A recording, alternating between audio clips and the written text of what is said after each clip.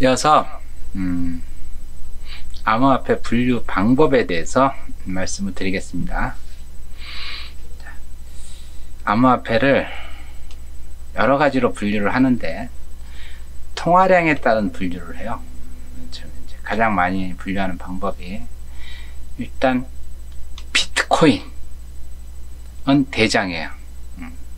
그 다음에 이제 알트코인이라 해요. 알트코인은 뭘 알트코인이라고 얘기하냐면요, 비트코인이 아닌 모든 코인을 알터네이티브 코인 그래가지고 알트코인이라고 얘기하는데, 이 알트코인은 세 가지로 나눕니다. 이렇게 메이저 알트코인이 있고, 기냥 알트코인이 있고, 동전 코인이 있어요. 무슨 차이냐면, 메이저 알트코인은 아까 코인마켓캡 있죠? 코인마켓캡에서 2등에서 1등은 비트코인이겠죠? 1등은 비트코인. 2등에서 10등까지 있는 알트코인을 메이저 알트코인이라고 얘기해요. 그 다음에 10위 이후에 있는 알트코인들을 그냥 알트코인이라고 얘기하고, 동전 코인은 코인 가격이 1달러 미만인 거 있죠? 1달러 미만인 거를 동전 코인이라고 얘기합니다. 자, 이렇게 통화량에 따라서 대부분 비트코인, 알트코인 이렇게 얘기하는데, 이렇게 분류를 할 수가 있고, 그 다음에 두 번째 분류 방법은 메인넷 여부에 따라서, 아까 말씀드렸죠? 코인이냐 토큰이냐는 뭘로 구분을 한다 그랬어요? 코인은 독자적인 플랫폼을 가지고 있는 경우, 독자적인 블록체인 네트워크 플랫폼을 가지고 있는 걸 코인이라고 얘기하고, 토큰은 기존의 메인넷, 기존 블록체인, 기존 암호화폐의 메인넷을 사용해서 내가 만든 거를 토큰이라고 얘기한다 그랬어요. 그 메인넷이라는 건 뭐냐? 독립적인 플랫폼이 다 있어요. 거래소도 있고 개인 지갑도 있고 거래 간 트랜잭션 방법 등 이게 모든 자기네만의 독자적인 솔루션을 완벽하게 구축한 거 있죠? 그걸 메인넷이라고 이야기합니다.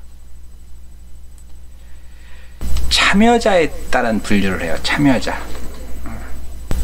자, 퍼블릭 블록체인. 누구나 참여할 수 있는 블록체인을 퍼블릭 블록체인이라고 얘기하고, 이 프라이빗 블록체인, 하나의 기관에서 독자적으로 운영하며 기관에 속한 자들만 참여할 수 있어요. 퍼블릭 블록체인은 누구나 할 수 있는 거고. 그 다음에 이제 컨소시엄 블록체인 같은 경우는 하나의 기관이 아니라 컨소시엄을 이루는 여러 기관이 함께 참여해서 그 허가된 기관만 그 블록체인에 참여할 수 있는 걸 갖다가 컨소시엄 블록체인이라고 얘기합니다. 그 다음에 이제 사용되는 인프라스트럭처 있죠? 인프라스트럭처 관점에서의 분류는 퍼블릭 블록체인이라는 게 있고, 엔터프라이즈 블록체인이라는 게 있고, 그 다음에 하이브리드 블록체인이라는 게 있어요. 그래서 퍼블릭 블록체인은 분산 원장 기술을 사용하면서 멤버 제한이 없으면서 암호화폐로 사용을 하는 거, 이걸 갖다 퍼블릭 블록체인이라고 얘기하고, 엔터프라이즈 블록체인은 분산 원장 기술을 보유하고 멤버를 제한하고 있지만 이건 암호화폐로 사용하지 않는 걸 엔터프라이즈, 이건 기업에서 사용되는 그냥 기업 쿠폰이라고 보면 되겠죠. 그래서 이제 하이브리드 블록체인은 두 개를 대는데, 여기 멤버를 갖다가 제한이 없는 게 아니라 멤버가 제한이 있어요. 그러면서 암호화폐로 사용하는 걸 하이브리드 블록체인으로 얘기를 합니다. 자, 그리고 또 하나의 분류 방법, 세대, 기술력에 따른 분류 방법이 있어요. 1세대 암호화폐, 블록체인 1.0 기술이라 해요. 그래서 이거는 화폐 기능만 가능하고 다른 기능이 없어요. 어다가 비트코인 같은 경우 있죠. 비트코인이 1세대 암호화폐라고 얘기합니다. 이제 이거는 블록체인 기술을 처음 만들어낸 거죠. 이 비트코인은. 그 다음에 2세대 암호화폐라고 얘기해요. 2세대 암호화폐는 뭘 2세대라고 하냐면 블록체인 2.0 기술을 적용한 건데, 이더리움, 퀀텀, 네오 등 요 암호화폐들에 사용되는데, 얘는 1세대 암호화폐가 화폐 기능만 있는 반면에 이 2세대 암호화폐는 스마트 컨트랙트라고 돼 있어요. 스마트 컨트랙트. 스마트 컨트랙트는 나중에 자세히 얘기하겠지만은 자체적으로 이렇게 계약서 있죠. 계약서가 아주 똑똑하게 스스로 알아서 만들어져. 돈만 주고받는 게 아니라, 예를 들어서 내가 아들한테 돈을 10만 원을 줬어. 그런데 그 10만 원의 돈이 나이트클럽은 못 가고, 룸사롱은 못 가고, 룸사롱에서 사용할 수 없고, 이런 거 있잖아요. 그런 거를 구현할 수가 있어요. 그거를 2세대 암호화폐라고 얘기합니다. 블록체인 2.0 기술이라고 그러죠. 그리고 이제 3세대 암호화폐는 블록체인 3.0 기술인데, 이제 요 암호화폐들이 가장 큰 문제가 뭐냐면요, 우리가 사용하는 카드 있죠. 카드의 트랜잭션만큼 쫓아가지 못해요. 그런데 이 3세대는 초당 10만, 100만의 트랜잭션을 처리가 가능해요. 그래서 비트코인 같은 경우는 거래를 하려면 10분 정도 기다려야 된다 그랬어요. 그런데 이 3세대 암호화폐는 이 스마트 컨트랙트가 구현되면 물론 다 됩니다. 다 되는데 트랜잭션까지, 그래서 우리가 사용하는 비자 카드, 마스터 카드 이런 것보다 더 트랜잭션이 빠릅니다. 그런 것을 갖다가 3세대 암호화폐라고 얘기합니다. 그리고 이제 마지막으로 우리 처음 얘기한 돈 탭스콧이라고 분류한 게 있는데, 암호화폐는 그 사람이 이렇게 암호화폐를 분류를 해요. 크립토 커런시라고 하는 게 있어요. 크립토 커런시는 블록체인상 P2P 거래를 위한 코인을 크립토 커런시 암호화폐라고 얘기하고, 플랫폼 코인이라고 분류를 해요. 플랫폼 코인은 뭐냐면은 화폐가 아니라 스마트 컨트랙트 있죠. 그걸 구현할 수 있는 솔루션을 제공해주는 코인들을 플랫폼 코인이라 그래요. 자세한 내용은 나중에 얘기할게요. 그 다음에 이제 유틸리티 코인은요, 유틸리티 코인은 특정 커뮤니티에 사용되는 코인, 싸이월드 도토리와 같은데 여기에 뭐가 들어가야 돼요? 여기에 블록체인 기술이 들어가야 됩니다. 그 다음에 이제 시큐리티 코인이라고 있어요. 시큐리티는요, 발행을 해주는데 주식하고 똑같아.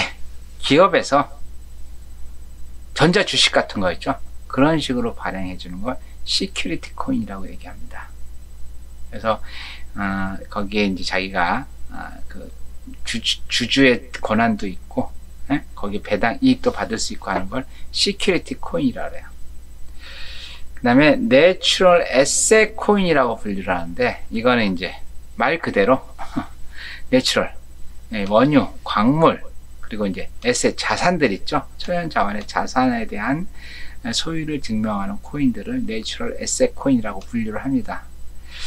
그 다음에 크립토 콜렉티블 코인, 이건 뭐냐면요,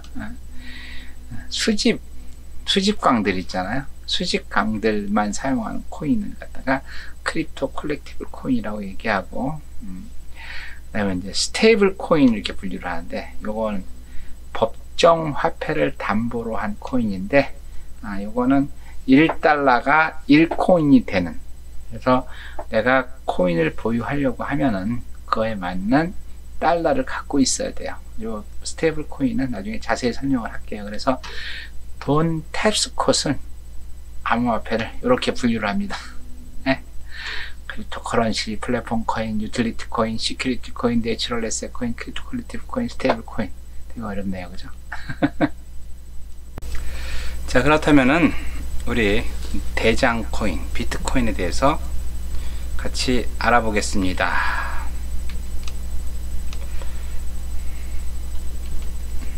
계속 얘기해요. 전자화폐와 비트코인, 전자화폐는 이런 걸 전자화폐라고 얘기하고, 지폐나 동전 없이 특정 화폐로 결제하는 방법, 편의점, 지하철 등의 결제 시 사용되며 사용자는 은행이나 ATM 기기에 사용해 돈을 입금해야 사용할 수가 있다. 개인 정보가 있어야 계좌를 만들 수 있다. 체크카드 같은 게 전자화폐의 일종이다. 이렇게 되는데, 비트코인은 지폐나 동전 없이 전자지갑으로 결제합니다. 사용자는 기존의 화폐를 이용한 비트코인으로 교환할 수가 있고, 개인정보 없이 계좌를 개설할 수 있으면서 전자지갑을 사용해요. 전자지갑. 스마트폰의 앱에서. 자, 그러면은 이제 비트코인에 대해서 알아보죠. 보셨죠? 2009년 1월 3일 익명의 암호학자가 개발한 세계 최초의 암호화폐죠. 블록 사이즈는 1MB고 합의 방식은 POW고 도미넌스는 아까 말씀드렸죠. 도미넌스 2020년 10월 14일 현재 58.3%입니다. 발행할 화폐량이 정해져 있고 채굴량은 여기서 들어가서 확인하면 된다 그랬어요. 그쵸? 자, 비트코인의 특징은 관리 주체가 없어요. 관리 주체가 누구예요? 소프트웨어죠. 소프트웨어. 통화량이 제한되어 있어요. 2100만 비트코인으로 인플레이션, 디플레이션 문제를 알고리즘으로 해결했어요. 자, 그리고 거래 내역이 다 공개가 됐어요. 전 세계에서 이런 모든 거래 내역을 누구나 다 보관하고 있어요. 근데 보관만 하지 볼 수는 있다 없다. 볼 수는 없어요. 개인정보가 불필요하다. 계정 생성을 위한 거 다 필요 없어요. 그죠? 보안이 강력하다. 해킹이나 디도스 공격으로부터 아직까지 단 한 번도 해킹이 된 적이 없다. 자, 비트코인의 구조는 비트코인이 법정화폐와 다른 이유,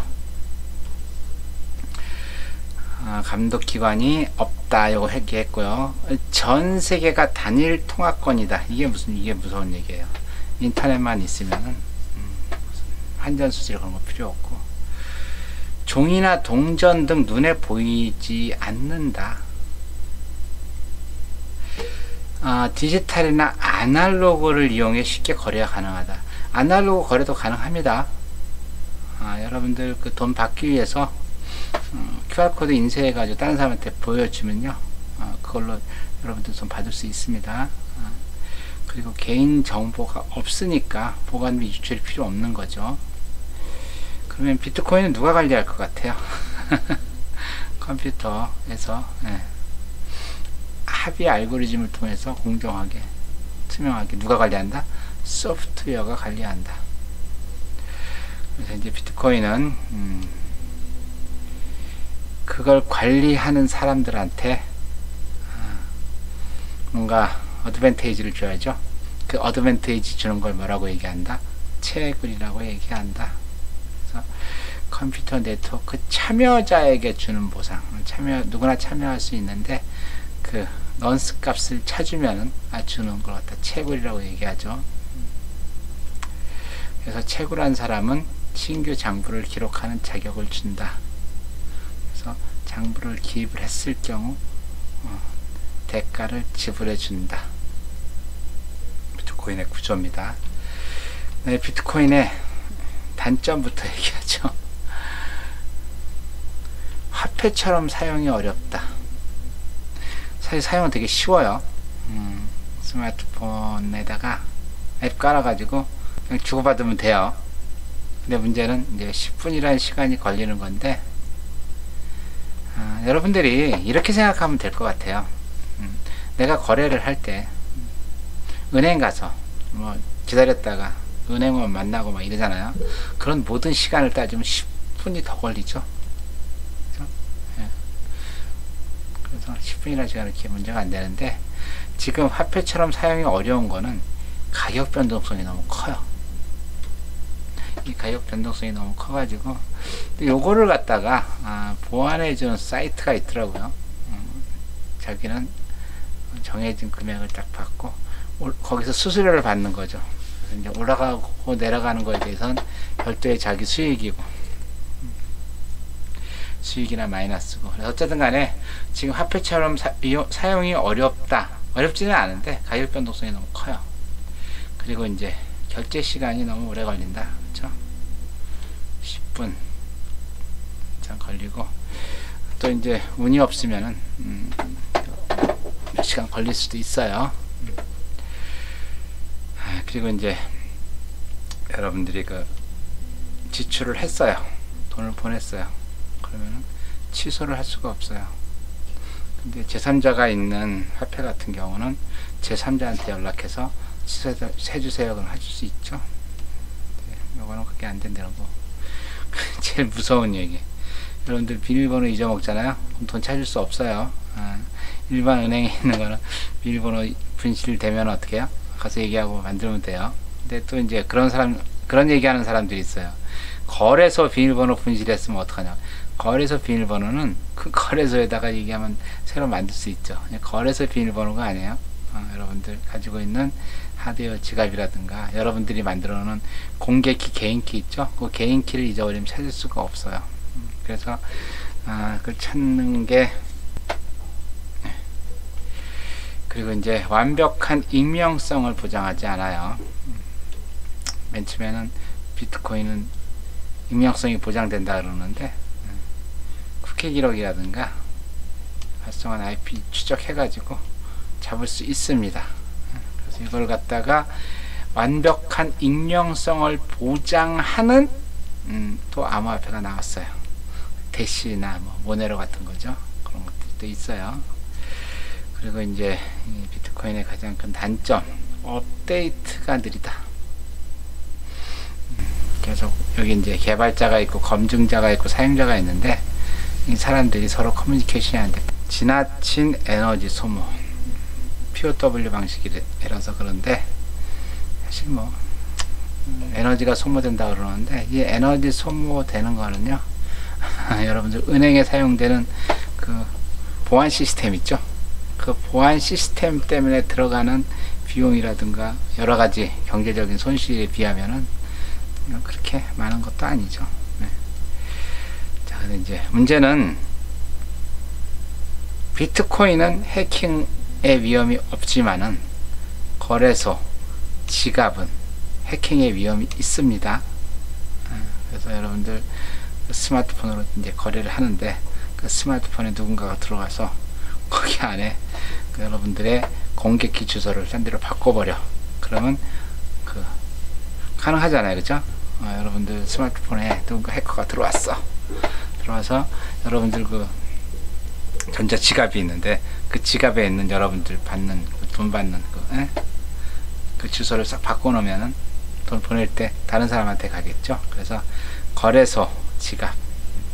지금 거래소는 해킹 사례가 너무 많아요, 그렇죠? 거래소는 너무 많고 지갑도 이제 해킹에 당할 수가 있으니까 이런 문제점이 있죠. 이제 비트코인의 위험성.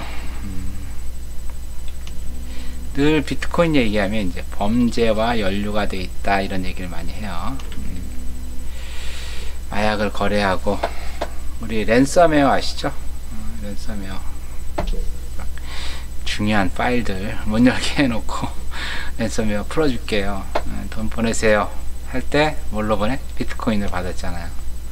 근데 이렇게 이제 범죄와 연루가 됐는데, 실제 추적하려고 하면 추적할 수 있어요. 추적 못하는 거 아닙니다. 비트코인은 얼마든지 추적 가능합니다. 그리고 에너지 비용이 과다하게 발생한다. 아까 얘기했는데 POW 방식 있죠? POW 방식의 문제인데, 근데 해킹 방지 비용에 비하면 세 발의 피다 말씀드렸죠. 이제 디플레이션 위험.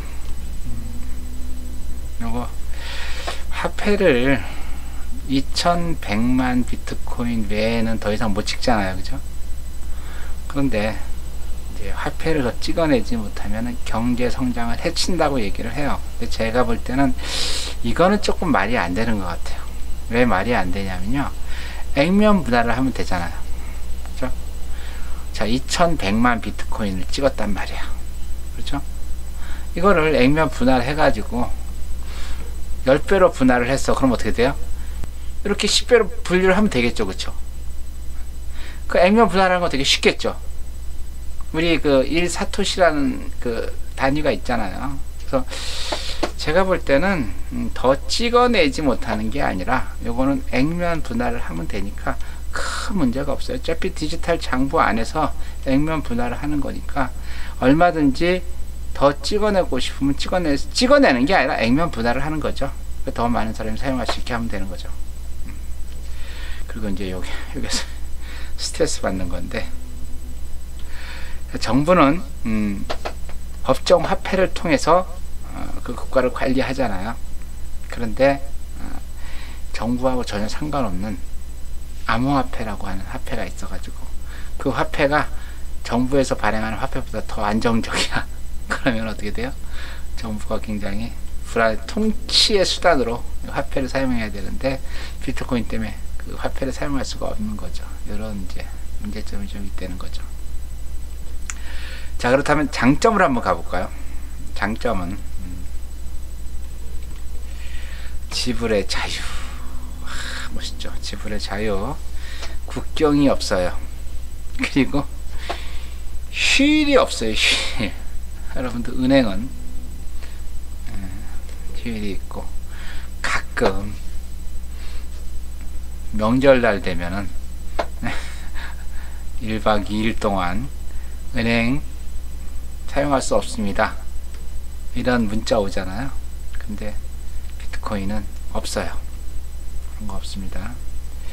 그리고 인터넷만 연결되어 있으면 누구나 계좌 개설이 가능해요. 대한민국은 다 은행 계좌가 있지만은 은행이 없는 나라가 굉장히 많습니다. 그런 나라에서도 계좌 개설을 할 수가 있다는 거죠. 자, 그리고 수수료가 굉장히 낮습니다. 환전은 20%, 카드는 3.5%에 비해서 비트코인은 0.01%의 수수료를 받는다는 거. 그 다음에 또 좋은 점, 개인정보가 필요 없다. 계정 생성할 때 그 사람이 누구인지 아무 관심 없어요. 그냥 생성하면 돼요. 공개키, 개인키만 만들면 되는 거죠. 그리고 보안이 강력하죠. 해킹, 디도스, 위변조 불가능하고, 그리고 투명하고 중립성이 높다. 거래 정보를 누구나 쉽게 확인할 수 있어요. 그렇죠? 그런데 제3자는 관여할 수가 없죠. 그리고 제3자가 돈을 강제로 압류할 수 또한 없어요. 내가 있다. 그러면 그냥 지갑에 넣고 가면 됩니다. 그리고 이제 제일 재밌는 거, 가치의 저장 기능. 인플레이션이 발생하지 않죠. 그래서 어떻게 보면은 비트코인이 굉장히 이상적인 화폐가 될 수가 있어요. 화폐라고 하는 거는 이런 부분을 만족하면은 굉장히 좋은 화폐예요. 이동성, 분할성, 내구성, 희소성, 대체성, 안정성이 높은 화폐가 좋은 화폐인데, 이 비트코인은 이런 부분들을 다 만족을 하고 있어요. 자, 일단 가볍고 작고 이동이 쉬워야 된다. 완전히 땡큐죠. 스마트폰 안에 들어가니까. 자, 그리고 분할성은 뭐냐면요, 잔돈이죠. 잔돈. 여러분들 택시를 탔더니 택시기사가 그 얘기 하더라고요. 5만원권은 미리 얘기해 주세요. 이렇게 얘기하더라고. 요새 택시들 거의 잔돈 안 가지고 다녀요. 왜냐하면은 카드 결제가 많아가지고. 근데 갑자기 5만원짜리 딱 내면 당황스러운 거죠. 잔돈이 없으면은 교환을 할 수가 없는데, 비트코인은 잔돈이 없어도 교환이 가능한 거죠. 그 다음에 내구성. 달러는 평균 수명이 6년인데 비트코인은 네트워크가 존재하는 한 무제한이죠. 다시 찍어낼 필요가 없는 거죠. 네. 그 다음에 희소성. 달러는 필요하면 양적 완화를 할 수 있죠. 근데 비트코인은 양적 완화를 할 수 있다 없다? 없죠. 네. 자, 대체성. 이거는 추적성이라고 얘기하는데, 법정 화폐, 여러분들 그 일렬번호 있잖아요. 일렬번호로 화폐를 관리하는 사람은 없지만 그 일렬번호로 관리할 수가 있어요. 그러니까 비트코인도 그런 그 실제 추적이 가능한 일렬번호, 시절 번호가 있다는 거죠. 그래서 추적이 할 수가 있다는 거죠. 그다음에 이제 안전성. 비트코인은 위조를 할 수가 없어요. 위조할 수가 없습니다. 그리고 말씀드린 것처럼 정부나 기업에 의해서 그거를 파괴할 수가 없습니다. 예를 들어서 화폐개혁 같은 거 이런 거 할 수가 없어요. 예? 예. 지금 공산주의 국가에서는 돈을 갖다가 너무 많이 풀렸다. 그럼 이 돈을 회수하려면 어떻게 돼요? 파괴하려면 어떻게 해야 돼요? 그러면 화폐개혁합니다. 그래가지고 새로운 신권을 찍어내면 돼요. 그런데 비트코인은 그렇게 할 수가 없다는 거죠. 특정 국가에서 우리 비트코인 사용 못해 라고, 이제 중국이 그렇게 하고 있죠. 중국에서는 비트코인 활용 못한다고 하는데 인터넷이 있으면은 계속 사용하는 거죠. 인터넷만 있으면은 아무리 파괴하려고 해도 파괴할 수가 없는 겁니다.